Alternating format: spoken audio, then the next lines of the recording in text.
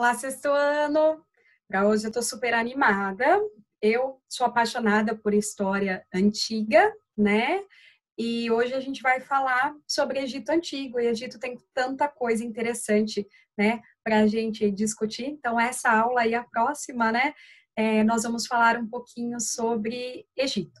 Então, vou pedir para que vocês estejam com a apostila em mãos, que vocês peguem lápis e borracha para escrever o que for necessário, que vocês tenham também aí alguma caneta ou lápis de cor para poder destacar informações importantes na nossa apostila. Lembrando que meu nome é Laís e eu faço parte da equipe de História do Colégio Objetivo, mas isso já deve ser meio óbvio, né? Então, bora lá falar sobre Egito. Vou compartilhar minha tela com vocês. Acho que Egito Antigo, né, não é muita novidade assim para ninguém. Acho que é um assunto, né, que desde sempre as pessoas têm muita curiosidade. Nós temos muitos filmes, jogos, né, que se passam nesse ambiente de Egito Antigo. Então, todo mundo sabe alguma coisa, né? Então, nós estamos iniciando hoje o nosso módulo 6 da nossa apostila 2.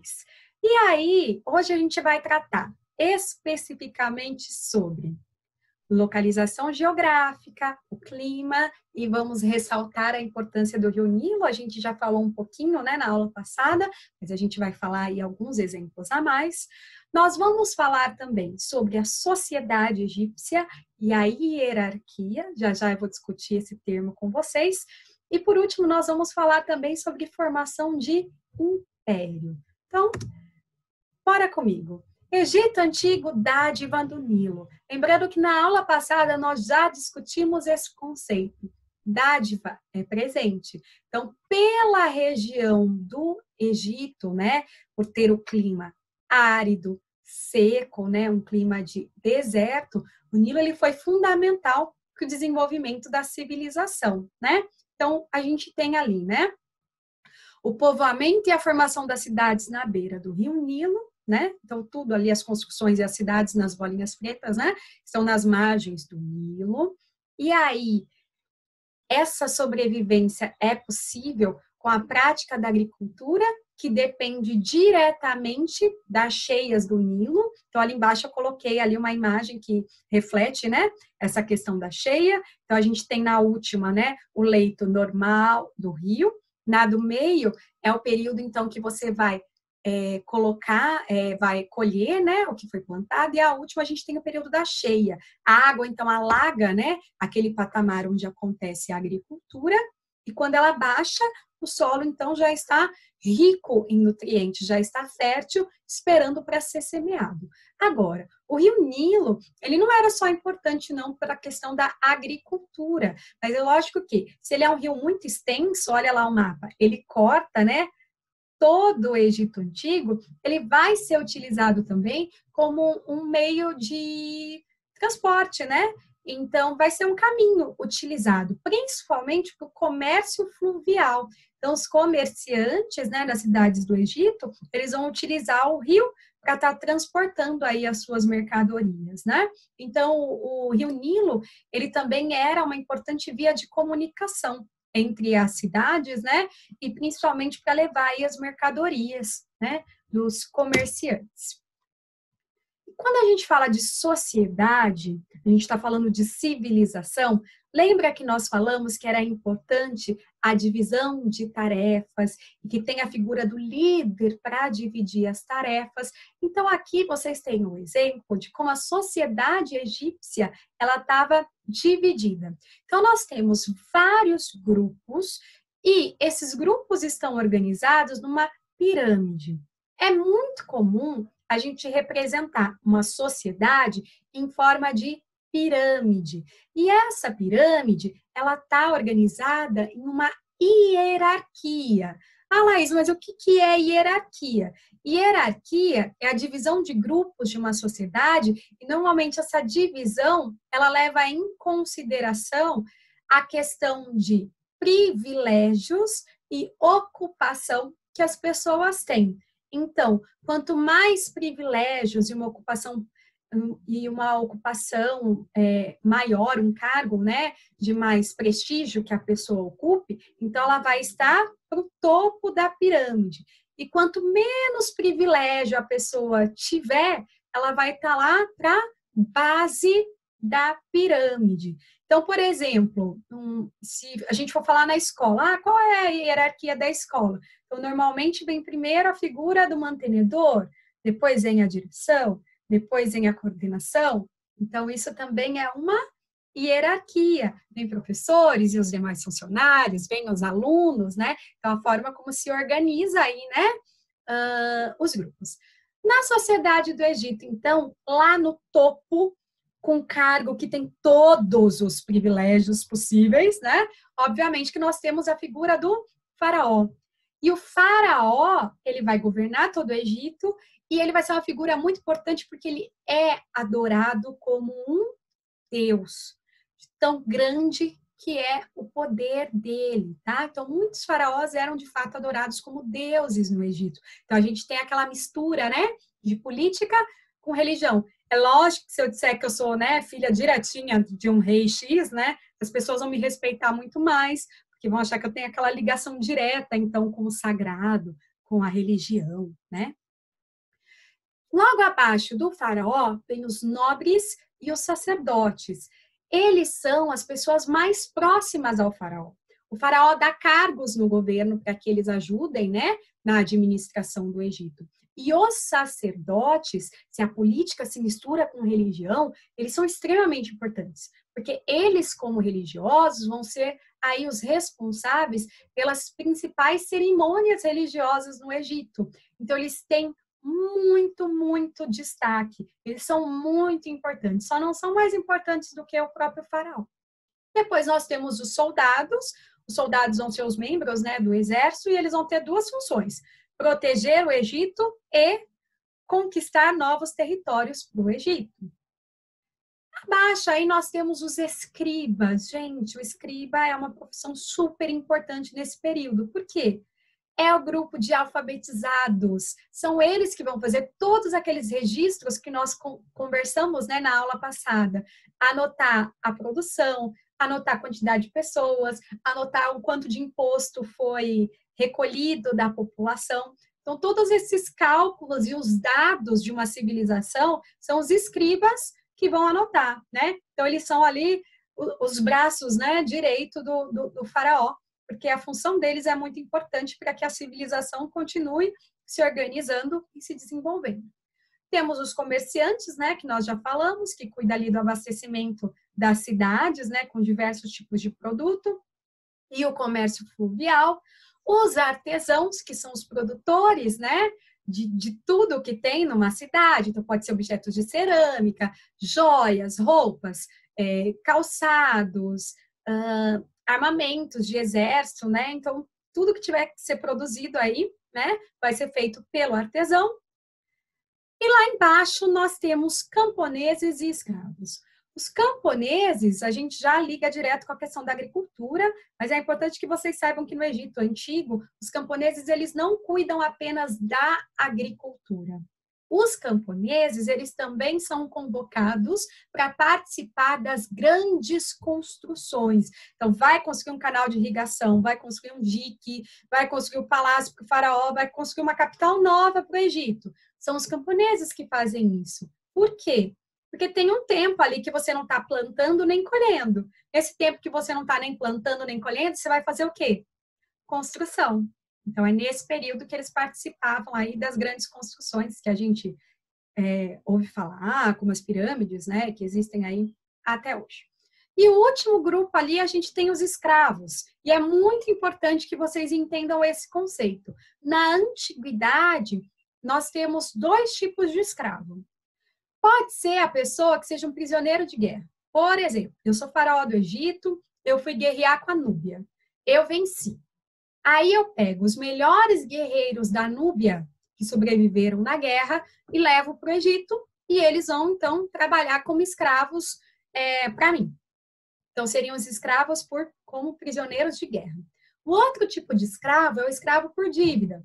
Então, eu tenho uma dívida com alguém, eu não consigo pagar essa dívida, então eu acabo virando escravo dessa pessoa para a qual eu estou devendo.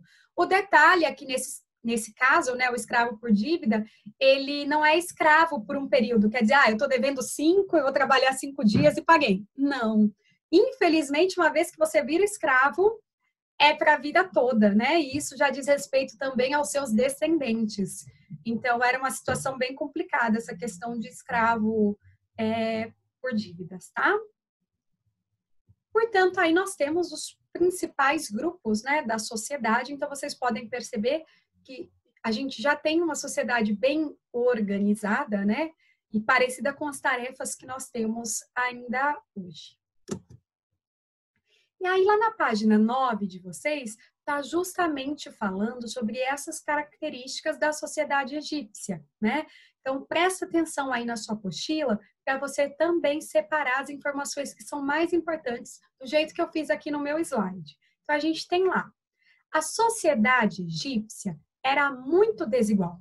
Enquanto alguns levavam uma vida confortável, outros trabalhavam todas as horas do seu dia.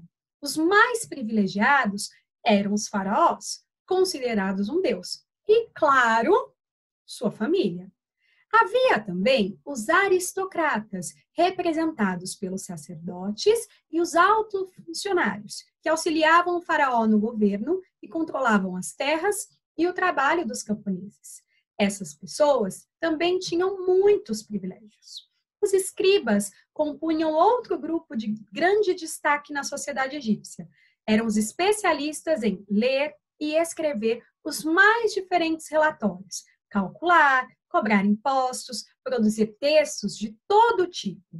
Por isso, tinham muito prestígio. Usavam uma ponta de caniço, ponta em forma de canudo, e tinta para registrar no papiro textos importantes. Outros materiais, como calcário e tabuletas cobertas de gesso ou cera, eram usados na escrita diária. O papiro, que vocês podem ver na imagem aí nessa página, é um dos primeiros papéis da história, né? Feito com uma planta que se chama papiro, mas vocês vão ver a produção do papiro já já. Na base da sociedade egípcia estava quem sustentava, quem de fato produzia comida e objetos do dia a dia, ou seja, camponeses, artesãos e escravos. Normalmente, quem está na base da pirâmide é aquele que sustenta todos os outros grupos, né? Normalmente, também quem paga mais imposto. Camponeses ou felás compunham a maioria da população egípcia. Viviam em extrema miséria e, ao morrer, nem tinham direito a ser enterrado em túmulos. Entretanto, eram a base da civilização egípcia, ou seja, eles eram muito importantes, né? Mas eles não tinham privilégios, porque eles estão lá embaixo na pirâmide social, né? Cultivavam a terra após as cheias, construíam diques e canais, também eram recrutados para trabalhar as grandes obras em louvor dos governantes, como as pirâmides, recebiam como pagamento de seu trabalho apenas o necessário para sobreviver: um pouco de trigo, óleo e um jarro de cerveja. Uma parte do trigo obtido era usada para pagar impostos. Quando não conseguiam cumprir esse pagamento, eram duramente castigados, assim como sua família. Artesãos trabalhavam nas aldeias e nas oficinas de templos e palácios. Os escravos eram um grupo reduzido, normalmente trabalhavam com a agricultura ou com o artesanato. Lembrando que essa parte aí do texto está lá na página 9. E ele é importante porque vai ter exercício para fazer sobre ele. Por isso que eu fiz questão aí de deixar as informações em destaque. E aí, falando dos escribas, né? Quando a gente digita escriba no Google, normalmente aparece a imagem dessa estátua aí, que é a representação de um escriba lá no Egito Antigo. E um dos meios, então, como a gente já conversou, do escriba registrar, era através do papiro. Não sei se vocês conhecem, se vocês já tiveram a oportunidade de pegar um papiro, né, nas mãos, mas eu vou mostrar aqui para vocês, então, como é que esse papel ele era produzido, né? Que continua sendo produzido até hoje, aliás, né? Deixa eu voltar aqui o slide, que eu acho que eu tenho que apertar play aqui para o vídeo rodar. Aí. O papiro originário do Egito já teve grande importância na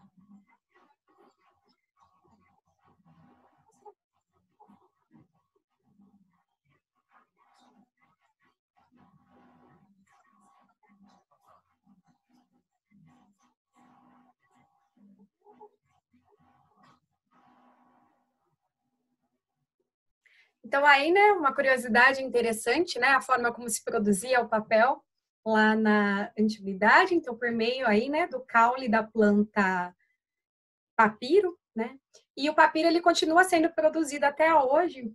Todo turista que vai no Egito traz um pedaço de papiro para casa, né, continua sendo aí algo muito curioso e admirado, né, pelas pessoas. Quando a gente vê aqueles filmes que mostram, às vezes, bibliotecas antigas ou documentos, né, sendo lidos, a gente vê aqueles rolos, né, de papel, o pessoal vai desenrolando, né, para fazer a leitura. Esses rolos, na antiguidade, eles podiam ser rolos de papiro ou então rolos de pergaminho, que era outro tipo, né, de papel feito de couro de animal, né, que eram os dois papéis produzidos aí nas primeiras civilizações, né? Mas, de fato, o papel vegetal primeiro aí é o papiro, né? O papel egípcio. Bom, e falando então, né, em liderança, em faraó, em ser considerado um deus, vamos relembrar a aula passada que nós já conversamos, né, que a palavra Estado em letra maiúscula, ela significa governo. Então, agora a gente vai entender um pouquinho como é que o governo, ou seja, como é que a autoridade do faraó, ela se formou. Então, olha lá no mapa comigo. A gente percebe que o Egito, de início, ele não era uma terra única. Quando as pessoas começaram a habitar, pensa assim, cada família habitou um pedacinho de terra. Aí essas famílias foram crescendo, formando vilas, formando cidades. Então a gente não tinha uma única pessoa mandando em todo mundo. Cada grupo ia ter o seu líder. Até que esses grupos, por conveniência, começaram a se unir, e aí a gente ficou com dois territórios, né? O território do Egito ficou dividido em duas partes: o Baixo Egito e o Alto Egito. Então, em cada uma dessas terras vai ter um líder, um rei, um faraó. No Alto Egito, a coroa do rei era uma coroa branca. No Baixo Egito, era uma coroa vermelha. Aí, o que aconteceu? Teve um governante, o Menes, que era rei do Baixo Egito. Ele organizou o exército dele e saiu para conquistar o Alto Egito. E ele teve sucesso nessa conquista. Então, ele conquistando o Alto Egito, ele se tornou líder do Baixo e do Alto Egito, unindo as terras. Então, ele passou a ser o primeiro governante do Egito como um todo, né? E aí a gente tem a junção das duas coroas, da coroa vermelha e branca. Então, ele se tornou líder do Alto e Baixo Egito. Isso significa que esse Menes, para a história do Egito, ele é considerado, então, o primeiro faraó. Então, um único líder para todo o território, considerado, então, o Egito. E aí, por uma questão de curiosidade, então, o faraó no Egito, ele utilizava algumas coroas, né? Então, a vermelha, como a gente já viu, é a coroa do Baixo Egito, a branca do Alto. Branca e vermelha representam os dois territórios, mas também tinha a coroa religiosa, usada em cerimônias religiosas, que é a coroa de Osíris, e a gente tem também a coroa azul, que é a coroa de guerra. Então, normalmente, quando vocês veem imagem de Egito, e o faraó indo para a guerra, ou utilizando, né, trajes militares, vocês vão perceber que o faraó está com essa coroa azul, né? Igual a imagem que eu coloquei aí do lado de vocês. E tem dois objetos também que sempre são portados pelo faraó, que é o cetro, porque o cetro é como aquela questão do pastor na frente do seu rebanho, né? Significa, então, a liderança da figura do faraó.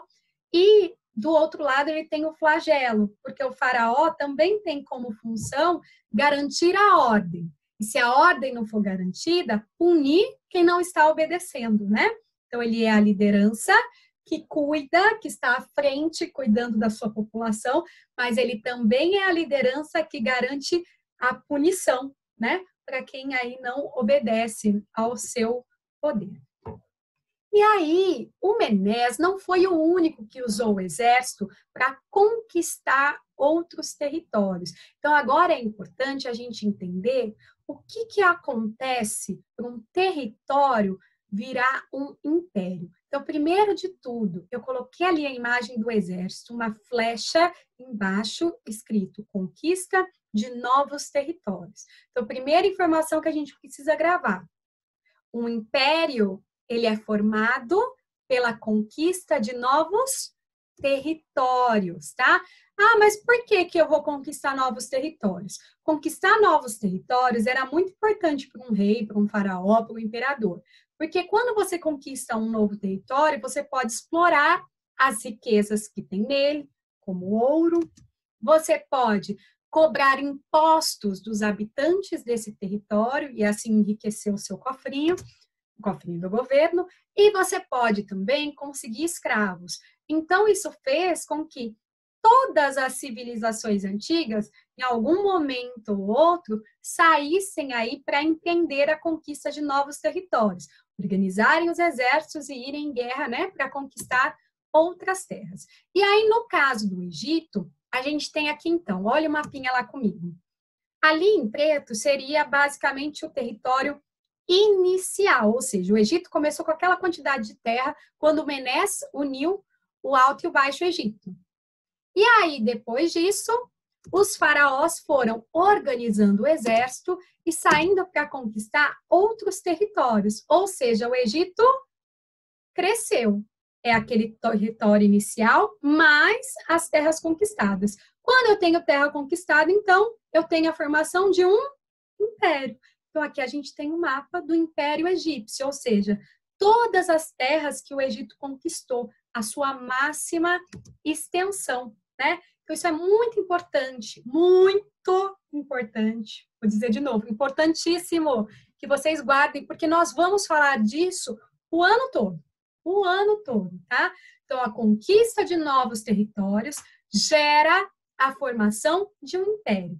E aí tem muita gente que não sabe diferenciar um rei de um imperador e acha que é a mesma coisa. Mas se fosse a mesma coisa, a gente não precisava de duas palavras para falar da mesma pessoa.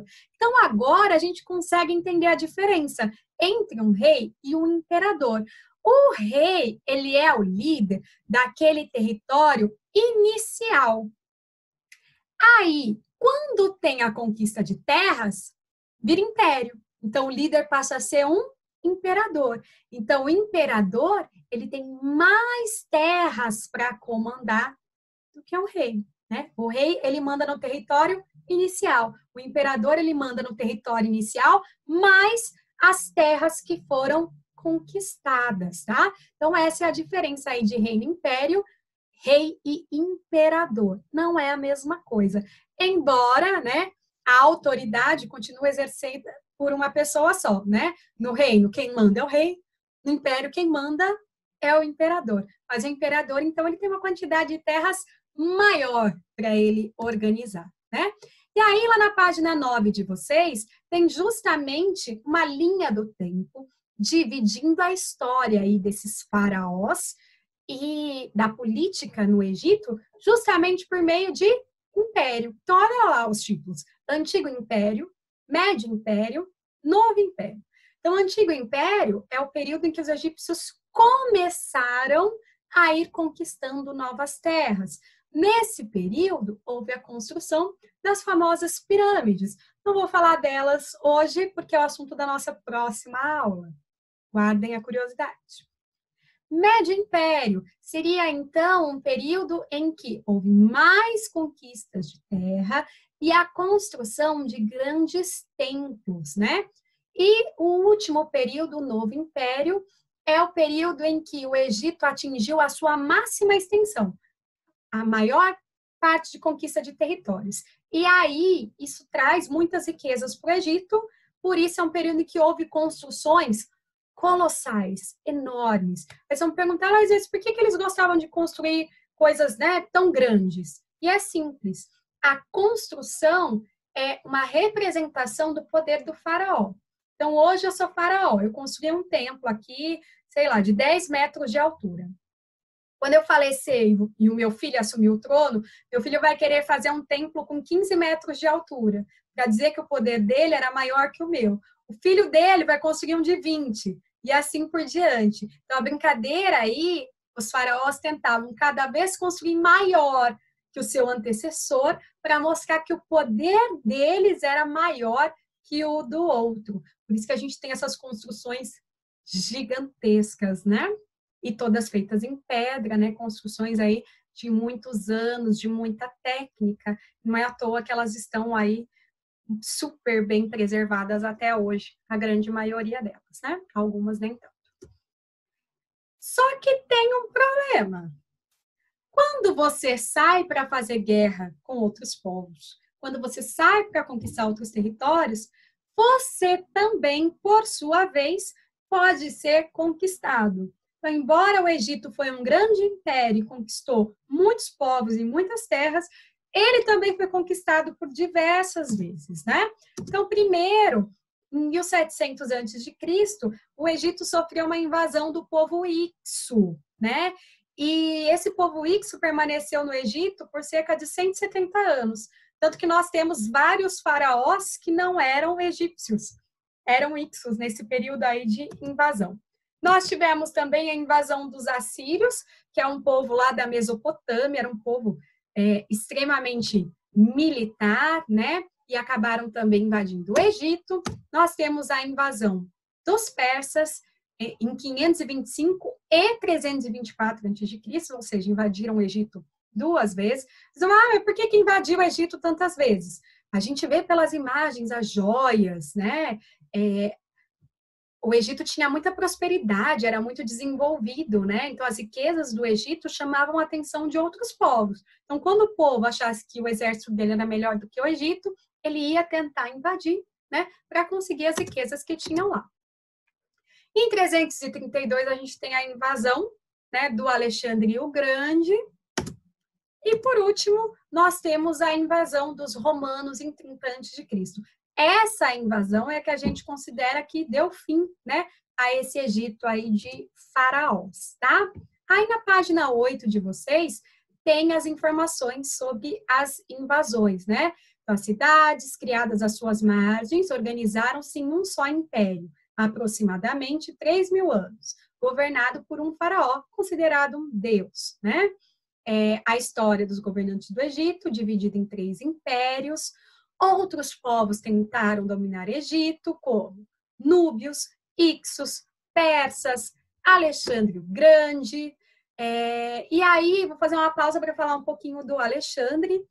Alexandre o Grande, né, como ele era chamado, ele também é famoso por uma questão de império. O Alexandre o Grande, ele fez o maior império durante a vida de uma única pessoa. Então, ele conquistou a maior quantidade de terras durante o tempo em que ele foi vivo, né? Então, ele formou um grande império.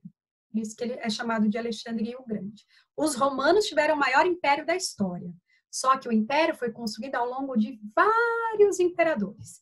O Alexandre o Grande, não. Ele fez um império muito grande, mas só durante o período de vida dele. E uma característica interessante do Alexandre é que ele gostava muito da cultura grega. Então, onde ele invadia, ele levava a cultura e os conhecimentos gregos, e ele respeitava a cultura do lugar. Então, ele normalmente não mudava os costumes do lugar, não fazia com que o lugar assumisse as regras, né, da Macedônia, da Grécia. Então, ele respeitava a cultura do lugar. Isso permitia, então, com que o lugar existisse, né, de maneira original. Então, quando Alexandre invadiu o Egito, tomou o poder e colocou pessoas, né, da confiança dele no governo lá do Egito, o Egito não mudou muito, né? Agora, quando os romanos invadiram, sim, os romanos não queriam manter as características do Egito, eles só queriam realmente explorar o Egito e enriquecer. E aí, nessa fase final do Egito, a gente costuma muito ouvir falar de Cleópatra, né? Cleópatra, a última rainha do Egito. E ela entra justamente nessa fase da história, né? Quando Alexandre o Grande morreu, foi um general dele chamado Ptolomeu que acabou assumindo o trono lá no Egito. E aí os descendentes dele foram assumindo depois dele. Uma das descendentes desse Ptolomeu era Cleópatra. E a Cleópatra, ela reinou num período em que ela sabia que o Egito não conseguiria evitar a invasão dos romanos. Era o período que o Império Romano estava bombando, o exército romano era o melhor que tinha, então não tinha como escapar aí dessa dominação. E ela acabou, por isso, se envolvendo com dois grandes generais romanos, primeiro com Júlio César, depois com Marco Antônio, na tentativa de evitar a invasão romana ao Egito. Não deu certo, né? E quando o Egito acabou sendo então invadido, a gente tem a história, né, de que ela cometeu suicídio, né? Ela se deixou picar por uma naja, uma cobra egípcia, né? E acabou morrendo então, né, com o veneno da cobra. É aí que entra, então. Embora eu falei dos relacionamentos da Cleópatra, a Cleópatra, ela é conhecida, né, por ter sido extremamente inteligente, estrategista, né, e por ter defendido aí o Egito, né, até o final, até quando ela conseguiu. E aí, para a gente finalizar, acho importante a gente discutir o verbete dinastia. Dinastia vai acompanhar todas as civilizações antigas. Por quê? Porque dinastia é a forma como a gente divide o número de governantes. Então, por exemplo, falando de Egito, nessa pedra que vocês estão vendo aí na imagem, ela se chama Pedra de Palermo, ela tem uma lista dos reis egípcios. Esses reis, eles estão divididos por família. Então, por exemplo, eu falei do Ptolomeu para vocês. Então, todos os descendentes do Ptolomeu que entraram no trono faz parte da dinastia ptolomaica. Então, dinastia é um conjunto de governantes de uma mesma família. Então, olha lá, reis de uma mesma família formam uma dinastia. Quando muda a família que ocupa o trono, inicia-se uma nova dinastia. E no Egito, nós tivemos cerca de 170 faraós divididos em 30 dinastias, né? Então, a primeira dinastia, a segunda, a terceira, a quarta e assim por diante. Então, dentro de uma dinastia, a gente tem membros de uma mesma família que assumiram o trono. Vocês escutam falar muito de dinastia, quando vai falar principalmente de China, Japão, em filmes, né, que tratam de cultura chinesa, aí falar dinastia Ming, dinastia Han, né? São nomes, então, de família. Então, significa que são todos os reis daquela família. Então, a dinastia, normalmente, ela leva o nome, o sobrenome, né, da família. E agora nós chegamos na parte de mãos à obra. Você já sabe que nossa sociedade também é desigual. De que maneira consegue perceber a desigualdade social em seu cotidiano?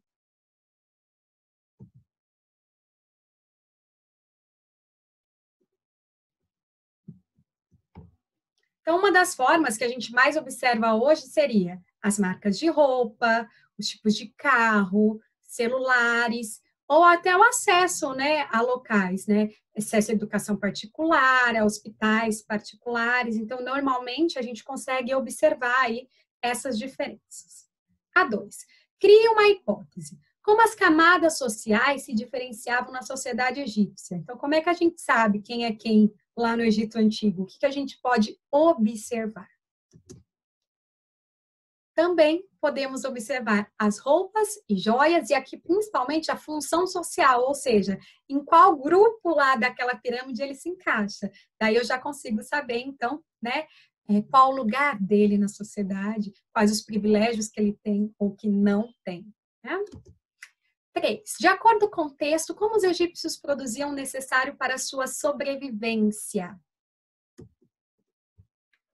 Olha lá, os camponeses trabalhavam nas terras do faraó em troca de uma minúscula parte do que produziam. Trigo, cevada e linho, principalmente. Artesãos confeccionavam roupas e ferramentas para o trabalho, barcos para o comércio. Os escravos eram obtidos em guerras ou comprados no exterior, que era um número reduzido, trabalhavam como agricultores ou artesãos, e com a expansão do império, o número de escravos aumentou, claro, né? Porque os escravos, eles podem conseguir aí, né, com prisioneiros de guerra, que nós já discutimos isso. E, de acordo com o texto, como os egípcios construíram as grandes obras? Artesãos, camponeses e escravos, né? eles eram, então, incumbidos da tarefa de fazer as grandes construções que os faraós exigiam, tá? Bom, pessoas, por hoje é só. A aula que vem vai ser chata, porque a gente vai falar de pirâmide, porque a gente vai falar de mitologia, que nós vamos falar de maneiras de mumificação, né? Então, eu acho que eu vou contar com vocês na próxima, né? Pessoal, bons estudos, completem direitinho a apostila de vocês e até a próxima.